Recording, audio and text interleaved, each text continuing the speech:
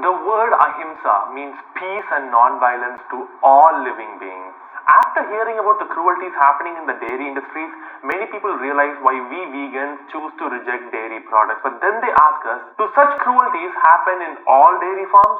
What about small dairy farms in villages? They don't artificially impregnate the cow, and in fact, I personally know a dairy farm where the calf is allowed to drink its milk before the cow is milked. And in fact, if that calf were allowed to drink all of the milk, it might fall ill and even die. So therefore, can vegans drink ahimsa milk? Let's find out. I made it a point in my previous video to call out the artificial impregnation of cows and buffaloes as rape. After that, many people have asked me, well, if instead of artificial impregnation, if I brought in a bull to mate with a cow naturally, is that okay? Could such an action be called ahimsa? Once again, you need to ask yourself that question in the human context. If I brought in a woman and I did not tie her up, but then fenced her and threw a man into the mix, would that be okay? Could that action be called ethical? Would that be ahimsa? We have truly distanced ourselves from the word ahimsa so much that we have forgotten what it even means. Yes, the action happening between the bull and the cow is natural, but it happens once again due to human interference, human control, and human domination. There is a clear difference between animals choosing to mate with each other in nature and us humans forcing them to do so. We have no right to be involving ourselves and forcing someone to get pregnant, forcing someone to carry a baby in them for 9 months, and forcing someone to go through labor pain so that we can steal a liquid that comes out of their body. Such actions are most definitely not ahimsa. We all know that in commercial dairy farming, if a male calf is born, it is either sent for slaughter or sold for doing hard labor. Many people say that they know a dairy farm where such actions do not happen and that the calf is allowed to stay with the mother and is never separated. Well, let's do some simple math using this logic and see if things add up. Say that a small-scale dairy farmer from a village has 10 cows with him. He breeds these cows and now 10 calves are born. Out of the 10, let us say 5 are male and 5 are female. Since this farm does not separate the calves from the mother, the 10 calves are allowed to stay with their mothers. Fast forward a year later and the mother cows need to be impregnated again. And this time, the 5 female calves have come to age 2, which means they will be made pregnant too.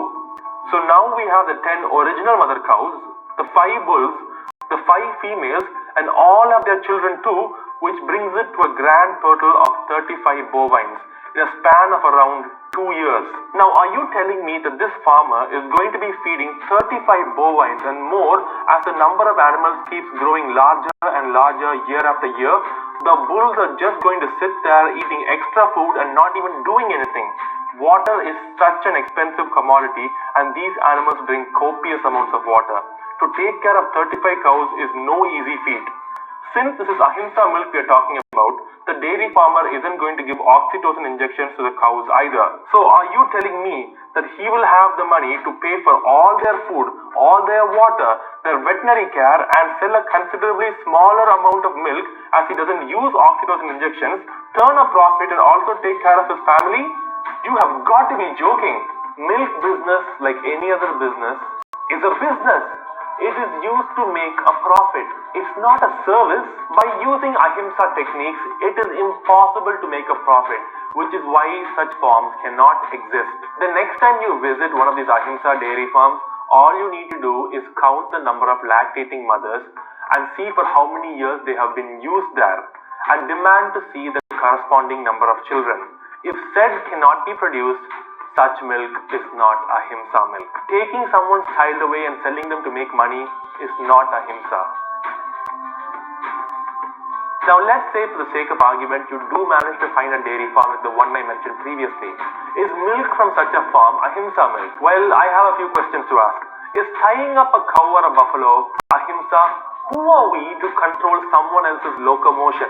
I mean, everyone on earth has the right to decide where they want to go, how they're going to move, and not be kept under confinement. We tie up cows and buffaloes because we want to control them.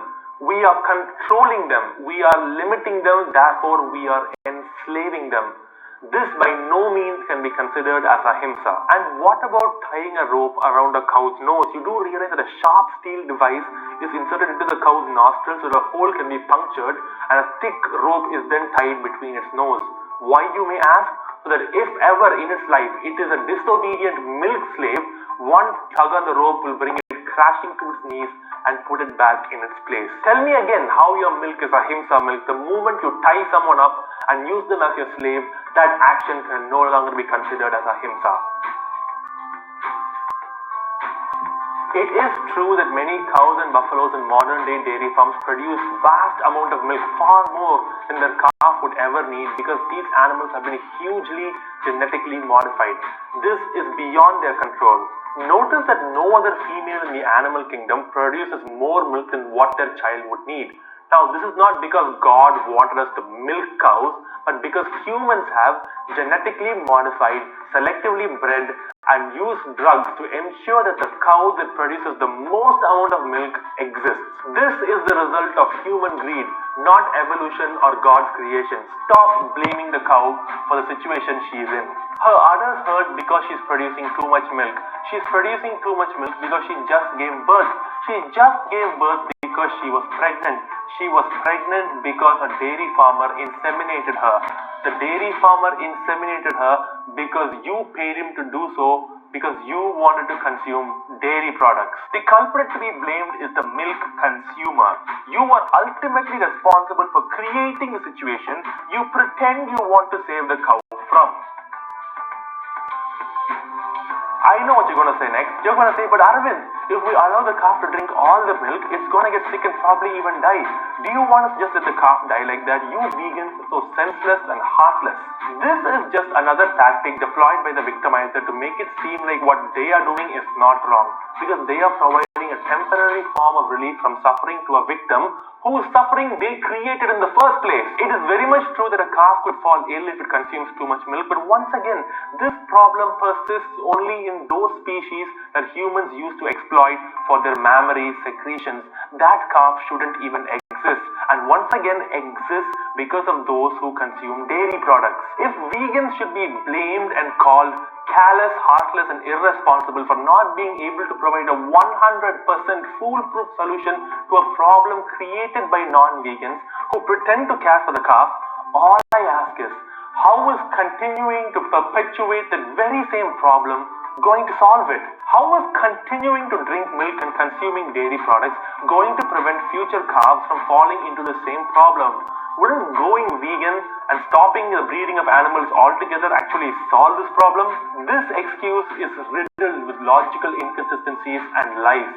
Saying this doesn't suddenly justify you being a non-vegan, and most definitely doesn't magically transform the milk you drink into ahimsa milk. Yes, the justification you once again give to continue consuming dairy products is that the vegan activist who wants to solve the problem in its entirety is unable to give a solution to the problem created by you, the non-vegans. Firstly, it is important that the calf is allowed to drink its requirement of milk every day. Apart from that, if there is still any excess milk, it has to be removed manually via hand, and it should be discarded or should be given as food to other starving animals, but definitely not for human consumption. Because I hope we all can agree that such milk obtained from genetically modified cows is most definitely not ahimsa milk. You know what? Ahimsa milk does exist, and we all have drank it when we were young. Our own mother's breast milk, the only milk that we can call as ours, the only milk that belongs to us, the one and only true ahimsa milk. Now, if you're not a baby and have grown solid teeth, it's high time you stopped drinking baby food, because that's what milk is. It's baby food. And stop being fooled by marketing gimmicks that show you pictures of a smiling cow on the cover of a dairy product, because such pictures could not be further from the truth. In the end, we humans do not have the right to enslave, exploit, or use any animal for our benefit, and such actions cannot be considered as ahimsa. Please do the right thing and go vegan today. Thanks for watching. This is Aravind's Animal Activist, signing off.